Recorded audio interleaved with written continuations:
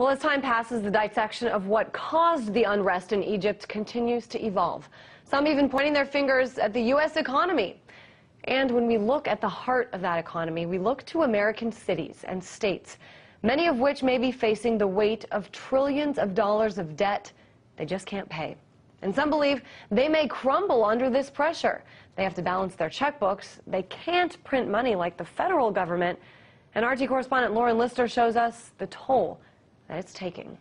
You got some change, sir? It's the reality America cannot escape. With the city's roughly $280 million debt, more and more people are talking about bankruptcy. News of debt like that hitting cash-strapped cities and states all over the country.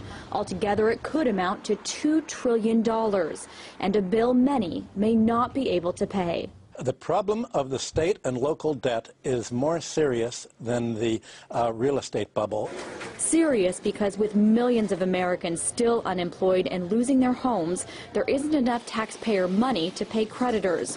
Local governments, which aren't allowed to operate in the red, must come up with the cash. This means some may be choosing between default or devastation. In many cases, it'll be fairly simple for cities to cut services before they actually default on their debt. Cities and states coast to coast seem to be trying this route, and the toll it's taking on the streets of America is undeniable.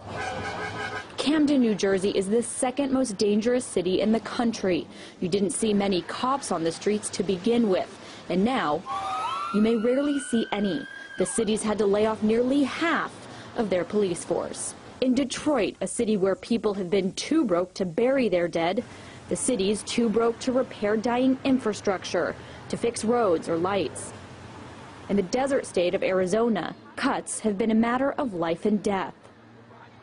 Governor Jan Brewer taking a lot of heat over the death of another transplant patient after the state cut funding for the operations. Here in New York City, huge piles of garbage like this one are all over city streets. The city's behind on picking up trash after getting behind cleaning up after a snowstorm. Now, public officials blame this on any number of reasons, but one accusation that keeps coming up is this is the result of budget cuts.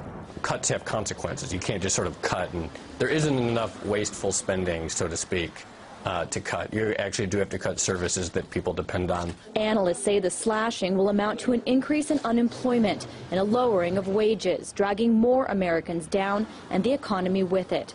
While the prospect of bankruptcies threaten the pensions of public workers and may cause a run on municipal bonds. So that will push the cities and counties over the cliff.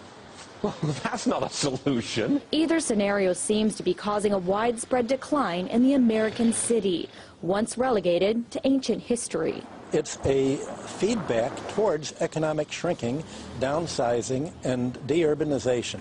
Exactly the same thing happened in the Roman Empire, when in the end Rome was left almost a deserted city, and all of the production shifted back onto the land. That's what you're faced here, although the land in this case looks like it'll be abroad rather than in the United States. As investment flees to other countries, threatening to take with it the American dream.